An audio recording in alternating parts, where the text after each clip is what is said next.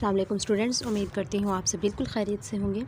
Students, आज हम eco 402 के लेसन नंबर 37 को देखेंगे। अगर आप चैनल पे न्यू हैं तो प्लीज़ चैनल को सब्सक्राइब कीजिएगा, वीडियो को लाइक कीजिएगा और शेयर भी ज़रूर कीजिएगा ताकि आपके साथ साथ दूसरों की भी हेल्प हो सके।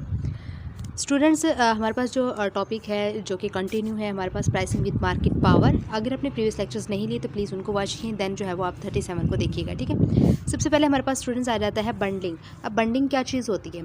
ठीक है, अब देखिए बंडलिंग जो होती है ना, ये वाज़ह हो रहा है लफ्ज़ बंडल से कि इसका मतलब होता है कि एक साथ जोड़ना या एक साथ पैक करना, जैसे कि फ़ाइल्स हो गई, प्रोडक्ट्स हो गए या कोई भी ऐसी सर्विसेज होगी जिनको हम एक साथ जो है वो जोड़ देते हैं, कंपाइल कर देते हैं, वो हमारे पास बंडलिंग होता है। ठीक है, देखिए मैं आपको एक चीज़ बताती हूँ। जब अगर आप असाइनमेंट्स वगैरह भी आप देखें करते हैं, आप क्या करते हैं कि जैसे लोग बहुत सारे स्टूडेंट्स का आप जो है वो प्रोजेक्ट भी चल रहे हैं।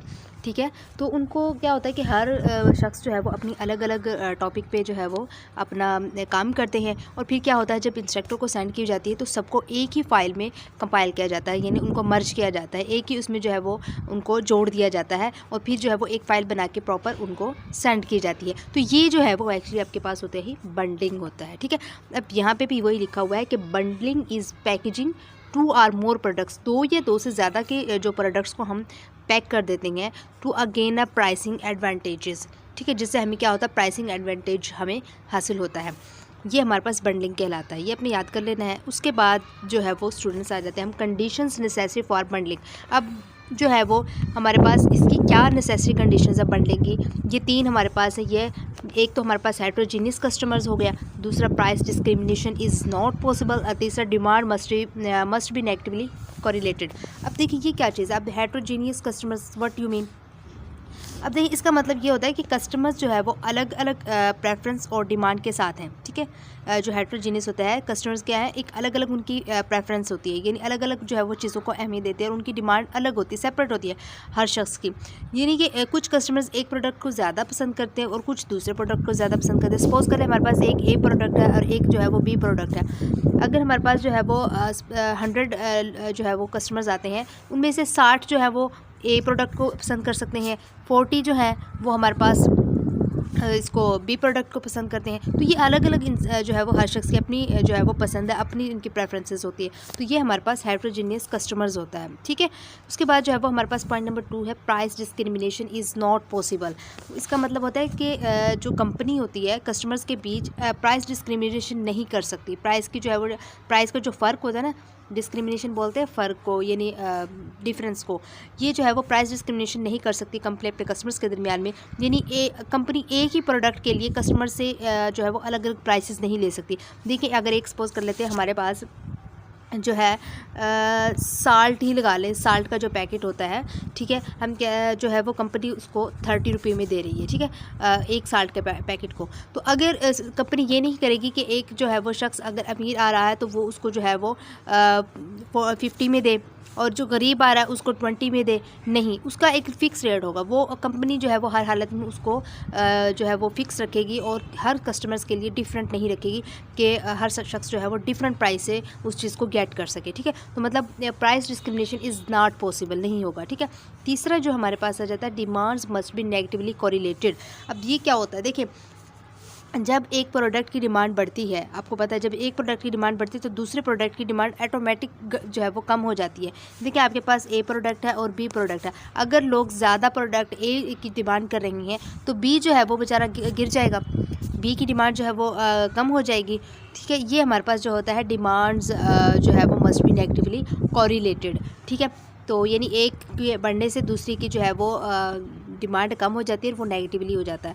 इसके बाद एक एग्जांपल आ जाती है leasing movie X and movie Y. अब दो जो है वो बात की हुई है ना, एक मूवी एक्स की और मूवी वाई की बात की हुई है। देखें मैं आपको एक बार पहले हम इसको देख लें फिर आपको समझाती हूँ। The reservation prices for each theatre and movie और थिएटर ए हमारे पास है और एक थिएटर बी हमारे पास है। 2 थिएटर की बात की हुई है। अब देखें ए थिएटर है हमारे पास और ये बी थिएटर है। इसमें ये एक्स मूवी के लिए है। ठीक है, और ये वाई मूवी के लिए, यानी 2 मूवीज़ है, एक का नाम एक्स है दूसरे का नाम वाई है। ठीक है, एक हमारे पास ए है थिएटर ए हमारे पास बी है। अब इसमें हमारे पास ए जो है इसमें एक्स मूवी की जो कीमत है वो 12,000 है, ठीक है। थिएटर बी की जो हमारे पास जो है वो एक्स मूवी की कीमत कितनी है, 10,000 है, ठीक है। इसी तरह अब जो है वो थिएटर बी वाई में जाते हैं, सॉरी मूवी वाई की बात करते हैं।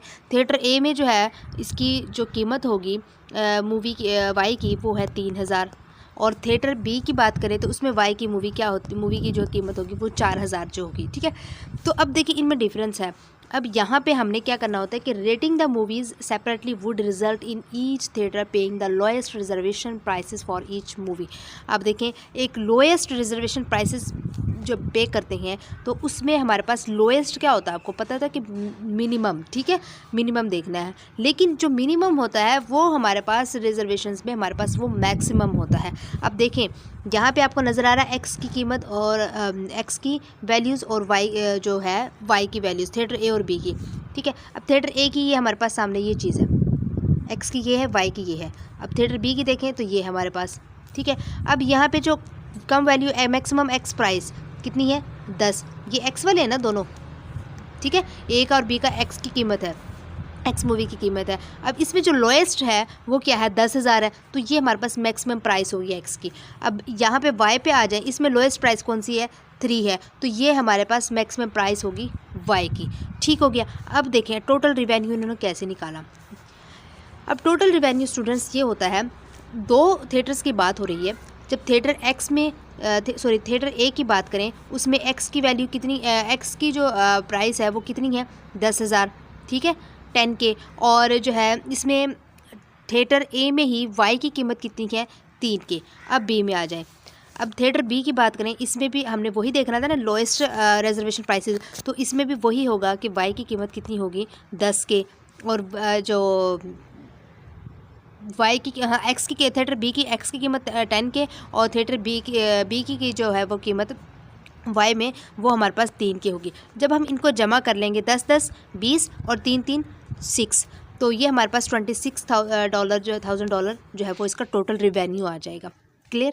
इसके बाद जो है वो हम आ जाते हैं यहाँ पे, if the movies are bundle, वो कहते हैं अगर मूवीज़ बंडल्ड में है होती है तो थिएटर ए विल बी पे कितना करेगा, 15। ये तो थी सेपरेटली, ठीक है, मैंने आपको बताया था ये जो चीज़ है हमारे पास सेपरेटली चीज़ें हैं, अलग अलग थिएटर की अलग अलग मूवी के बारे में रिवेन्यू निकाला। अब उन्होंने कहा बंडल में क्या होता है, एक ही तरह, जैसे आप क्या करते हैं एक बंडल लेते हैं उसमें जो है वो तमाम आपने बिस्किट्स डाल देने हैं, ठीक है।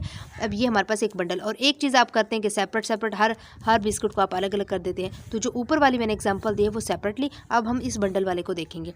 अब देखें अगर ए जो है थिएटर ए है वो उसकी कीमत वो टोटल बताता है एक्स और वाई की, वो कह देते हैं कि हम 15,000 पे करेंगे, और थिएटर बी है वो करेगा कि मैं 14,000 दोनों मूवीज़ की जो है वो पे करूँगा, ठीक है। ये हमारे पास क्या हो गया, बंडल कैसे। अब थिएटर बी ने एक्स और वाई दोनों की वैल्यू बताई, इसी तरह थिएटर ए ने भी एक्स और वाई दोनों की जो है वो वैल्यू बता दी इकट्ठी।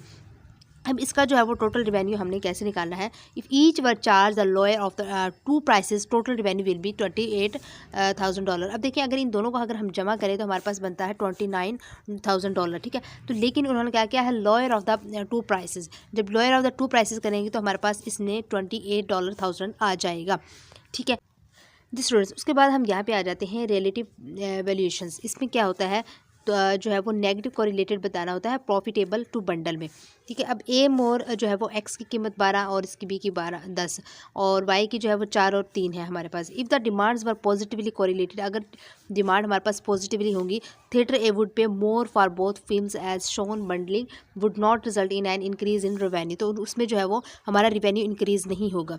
जैसे हमारे पास जो है वो ज़्यादा इसके पॉजिटिव कोरिलेटेड हो जाएगा ना तो वहाँ पे हमारे पास रिवेन्यू इंक्रीज़ नहीं होगा। एक बात ये एज एमसीक्यूज़ याद रख लेंगे, अगर नेगेटिवली कोरिलेटेड होगा तो वहाँ पे हमारा रिवेन्यू जो है वो क्या होगा, इंक्रीज़ होगा। इसके बाद आप जो है वो यहाँ पे आ जाएँ मूवी, ये वही चीज़ें दी हुई हैं, और इधर मूवीज़ आर बंडल्ड में होगी तो हमारे पास ये 16,000 फॉर बोथ और ये हमारे पास 13,000 बोथ हो जाएगा, ठीक है।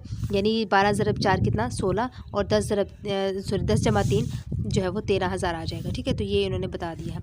अब यहाँ पे जो है वो कहते हैं कि if each were charge the lower of the two prices the total revenue will be 26,000 the same as by selling the film separately. जैसे कि हमने ऊपर सेपरेटली किया था ना, सेम एज इट इज़ है, ठीक है, ये उन्होंने कहा। इसके बाद जो है वो स्टूडेंट्स आप यहाँ पे आ जाएँ, bundling scenario two different goods and many consumers के लिए। मैनी कंज्यूमर जो बहुत ज़्यादा वो कहते हैं कंज्यूमर्स जो है वो with different reservation prices combination of two goods, दो चीज़ों के दरमियान जो है वो डिफरेंट कम्बिनेशन ऑफ प्राइसेस रखते हैं। तो सो यहाँ पे देखें रिजर्वेशन प्राइसेस हमारे पास दिया गया है।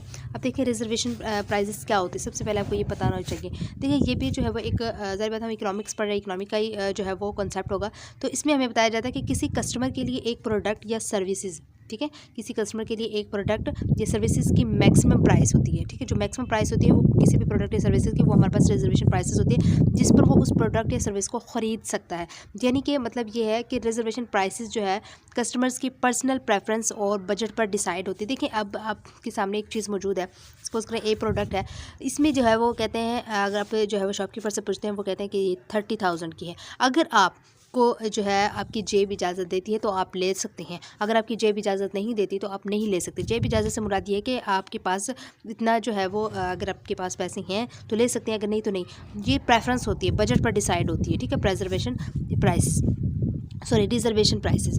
इसके बाद आप जो है वो यहाँ पे देख सकते हैं, इसने जो है वो एक ग्राफ बनाया हुआ है, यहाँ पे कंज्यूमर्स बताए हुए हैं, ए और बी के दोनों बताए हुए हैं, और ये डॉलर्स बताए हुए हैं हमारे पास रिजर्वेशन प्राइसेस के, और ये प्राइसेस गुड 2 के, ये गुड 1 के और ये गुड 2 के बताए हुए हैं, ठीक है। और इन्होंने जो है वो देखा हुआ है, यहाँ पे कंज्यूमर ए जो है वो is willing to pay up to 3.25 for good 1 के लिए, 3.25 1 के लिए, and up to $6 for good 2 के लिए, ठीक है। ये चीज़ें इन्होंने देखी, ये कंज्यूमर, यानी आपने पीछे पढ़ा था ना, ए के लिए इतनी, बी के लिए इतनी, वो उसी का जो है वो बताया हुआ।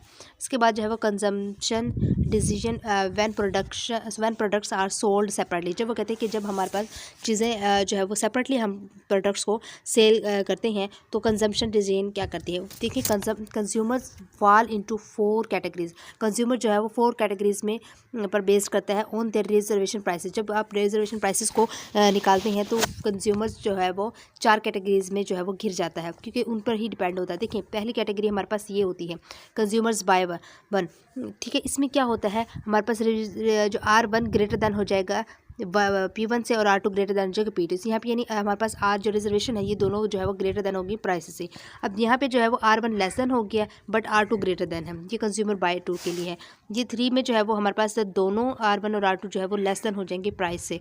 इसी तरह यहाँ पे आ जाए 4th में, तो हमारे पास R1 ग्रेटर देन हो जाएगा, but R2 less than price 2 हो जाएगा।